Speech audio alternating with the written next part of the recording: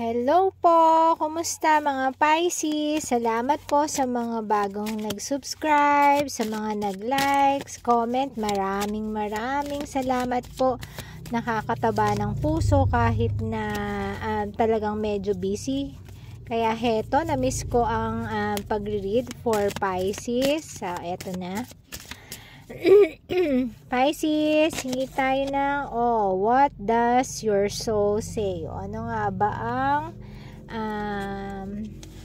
gusto ng iyong soul? The way, shift the way to new potential. Ayan. Okay, pasensya na sa kuko ko, hindi pa maayos. Sa mga naglaban ng weekend, hindi pa tayo ready. What does your soul say? O ano nga ba ang hinahanap ng ating inner being? Yun na lang. Shift the way to new potential. So yun nga ba? So alamin nga natin. So mukhang para sa sarili ito, mga Pisces. So ano nga ba ang hinahanap natin? Ano ba ang meron or kulang? Hanapin natin. 6 of Wands. May matatapos ng cycle sa ating buhay. 10 of Wands. Maganda yan. 6 of Wands. Ayan, 6 of Wands, victory. So nagsucceed ka. 10 of Wands sa buhay, yung mga pinagdaanan mo, eto na. Naku, kanino kaya yan? Ang swerte naman, 'di ba? Of course, hindi po mag-resonate sa lahat, and if maka-resonate and paki-like na lang po. Maraming salamat in advance.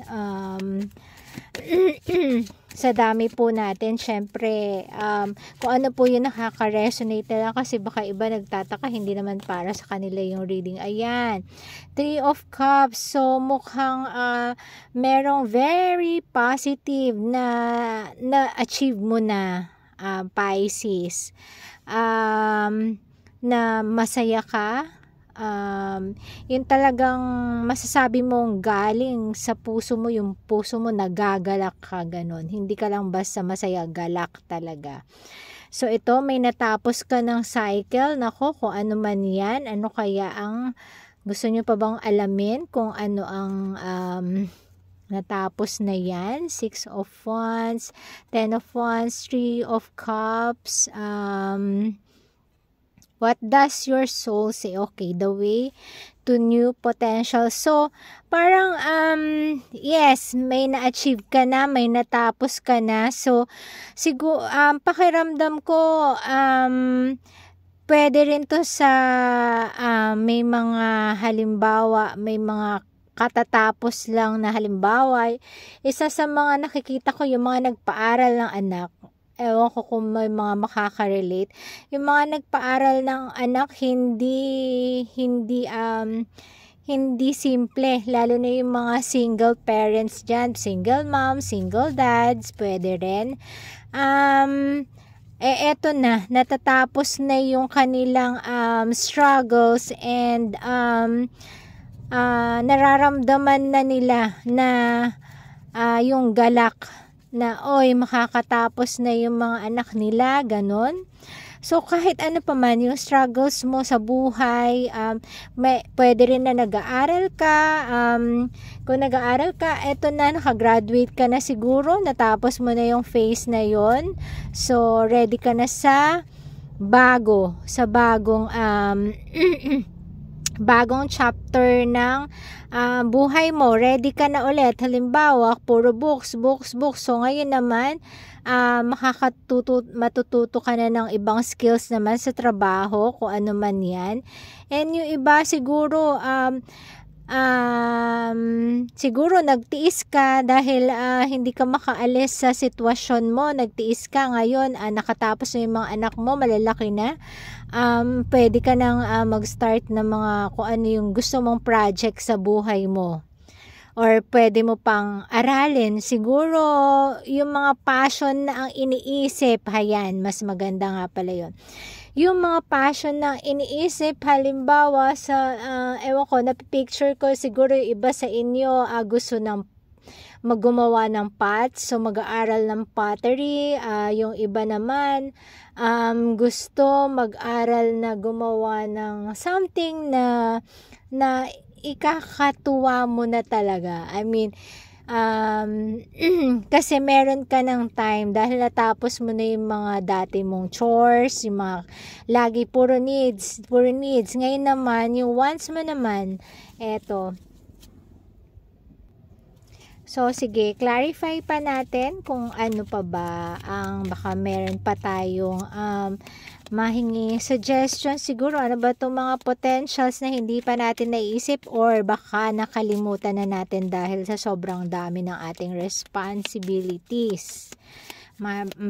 Pwedeng bata, pwedeng nakakatanda. So, ano pa ba? Oh, ayan na. Queen of Pentacles. Ayan. Nako, napakaganda naman ng reading na to. 10 of Pentacles. So, yung may binubuo ka and nakikita mo na talagang malapit na siyang matapos. Yung mga pinaghirapan mo, heto na magbubunga na. Maaaring nagpapagawa ng iyong iba, nagpapagawa ng bahay. Maaring iba siguro sasakyan o yung iba siguro simpleng natapos ka na magbayad ng mga insurances mo, ganyan. So yung iba siguro nakaupo na lang sa garden nila. Ayan, parang yan ang nakikita ko, mga pinaghirapan na eto na nagpe-pay off na. Oy, may Hermit. Ayan na nga. So yung mga ginawa mo dati and para sa puro, halimbawa parang puro sa properties, pwedeng mga physical, pwedeng pag-achieve ng mga gusto mo sa buhay, sa work, pero heto, soul searching ka. Ayun nga, what does your soul say? So yung soul mo, yung inner being mo, meron pang binubulong.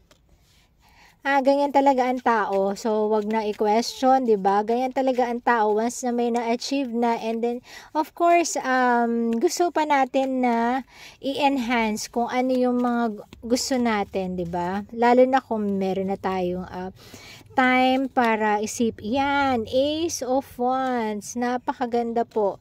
Ace of Wands. Meron kang gustong-gusto dati na hindi mo na nagagawa. So, isipin mo kung ano yun.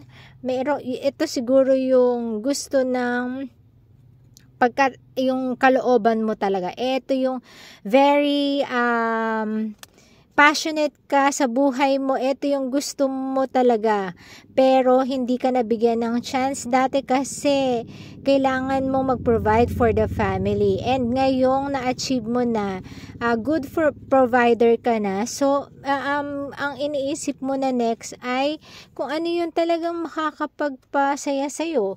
Depende, kung halimbawa gusto mo mag-charity works, pwede naman. Yan ang Sun, 'di ba? Pwede kang magsilbi na liwanag para sa ibang tao kung na-achieve mo na yung top na goal mo, yung objective mo. Pwede ka nang magsilbing liwanag sa ibang tao. Tingin ko ang iba sa inyo gagawa ng mga charity works, and yung iba baka mamaya pwedeng tumulong sa mga barangay nyo, kung ano yung magtanong kung ano yung mga or ibang projects, pwede ring mga sa orphanage, mga ganyan. Yun ang iba ang punteria nila. So yun, hingi pa tayo ng ibang napakaganda ng reading natin for today. Ayun lang. Merong ang iba naman sa inyo,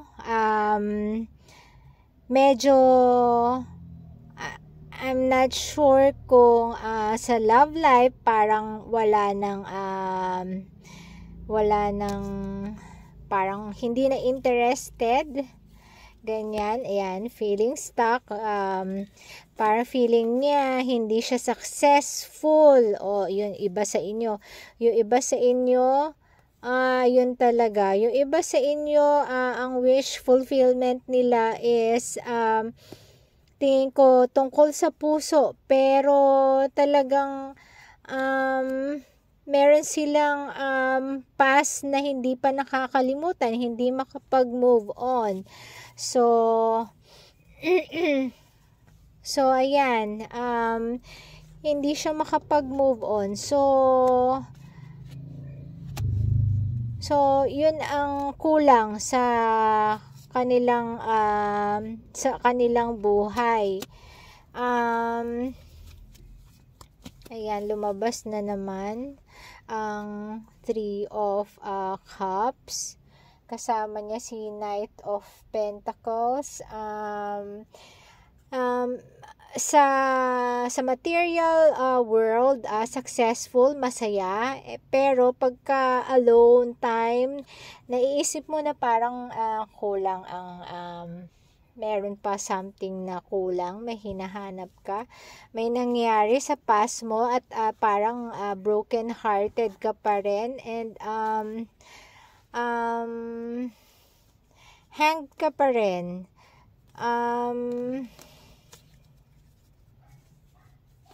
So yun, hingi tayo ng closing message para sa reading na to for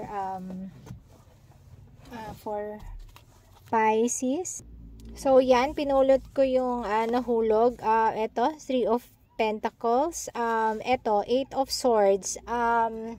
Kung ano yung itong nasa yung sinasabing may kulang, sinasabi dito na matutuldukan na siya. 8 of Swords, yung fear mo, yung feeling stuck mo, ayan, masosolusyonan mo na,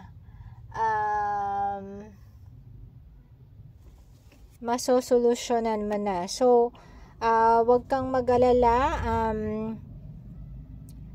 Medyo it will take some time para magawa yun or mangyari yun, pero definitely mangyayari. Mahihinto rin ang iyong pag-iisip siguro marahil dito sa iyong naging past. So ayun, so yun muna ang ating Pisces for today, and na-miss ko ang Pisces. Thank you po, God bless.